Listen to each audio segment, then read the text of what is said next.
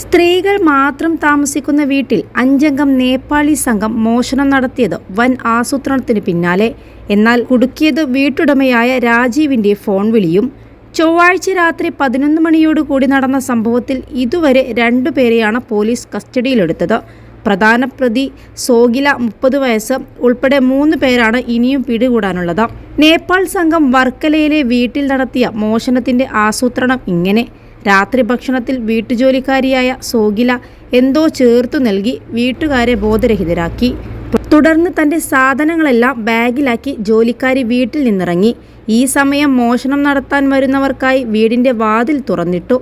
സംഘത്തിലെ മറ്റുള്ളവരെത്തി മുറികൾ കുത്തിത്തുറന്ന് മോഷണം നടത്തി. വീട്ടുടമയായ രാജീവിന്റെ ഫോൺ വിളിയെത്തിയതോടെയാണ് നേപ്പാൾ സംഘത്തിന്റെ പദ്ധതി പൊളിഞ്ഞത്.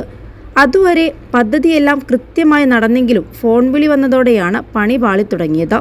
സമീപത്ത് താമസിക്കുന്ന ബന്ധു അന്വേഷിച്ചെത്തിയതോടെ മോഷ്ടാക്കൾ ചിതറിയോടി. വീടിനകത്തേക്ക് പ്രവേശിക്കാൻ വേണ്ടി വാതിലുകളിൽ അടുക്കള വാതിൽ തുറന്നു കിടക്കുന്നത് ശ്രദ്ധയിൽപ്പെട്ടു. അതുവഴി ബന്ധുക്കളും നാട്ടുകാരും വീടിനുള്ളിലേക്ക് കയറിയപ്പോൾ അബോധാവസ്ഥയിൽ കിടക്കുന്ന വീട്ടുജോലിക്കാരിയെയും മകളെയും അമ്മയെയും കണ്ടെത്തുകയായിരുന്നു. പിന്നാലെ സംഘത്തിലെ 2 പേർ നാട്ടുകാരുടെ പിടിയിലാവുകയും ചെയ്തു. ബാഗിൽ കടത്താൻ ശ്രമിച്ച സ്വർണവും പണവും കണ്ടെത്താൻ കഴിഞ്ഞു. വീട്ടുജോലിക്കാരി സോഗില ഉൾപ്പെടെ സംഘത്തിലെ എല്ലാവരുടെയും ദൃശ്യങ്ങൾ സമീപത്തെ CCTVയിൽ നിന്ന് ലഭിച്ചു. വീട്ടുടമയായ രാജീവ് ബാംഗ്ലൂരിലാണ്. 74-കാരിയായ ശ്രീദേവി അമ്മ, മരുമകൾ ദീപ, ഹോം നഴ്സായ സിന്ധു എന്നിവരാണ് വീട്ടിലുണ്ടായിരുന്നത്. 15 ദിവസം മുൻപാണ് സോഗില ഇവിടെ ജോലിക്കെത്തിയത്.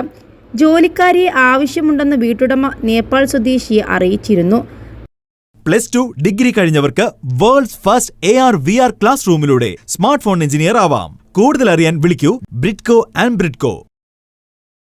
പരവൂർ പുത്തൻകുളത്താണ് ഇയാൾ താമസിക്കുന്നത്. ഇയാളാണ് പുത്തൂരിൽ താമസിക്കുന്ന അഭിഷേക് എന്ന നേപ്പാൾ സ്വദേശിയുടെ നമ്പർ നൽകിയത്. അതനുസരിച്ച് അഭിഷേകാണ് സോഗിലയെ ഇവരുടെ വീട്ടിലെത്തിച്ചത്. വീടിനെ കുറിച്ച് മനസ്സിലാക്കി മോഷണത്തിനു പദ്ധതി തയ്യാറാക്കിയതും അഭിഷേകാണെന്ന് പോലീസ് പറഞ്ഞു. അഭിഷേകിനെ 1-ാം പ്രതിയാക്കിയാണ് അയ്യൂർ പോലീസ് കേസെടുത്തത്. നേപ്പാൾ സ്വദേശികളായ രാംകുമാർ 42 വയസ്സ്, ജനാർദ്ദന ഉപാധ്യായ 42 വയസ്സ് എന്നിവരാണ് പിടിയിലായത്. 21 ലക്ഷത്തോളം സന്തുഷ്ടരായ ഉപഭോക്താക്കളും 2 ലക്ഷത്തോളം തിമിര ശസ്ത്രക്രിയകളും പൂർത്തിയാക്കിയ മലബാറിലെ ഏക കണ്ണാശുപത്രി Al Salama eye hospital, hospital road, Perinthalmanna.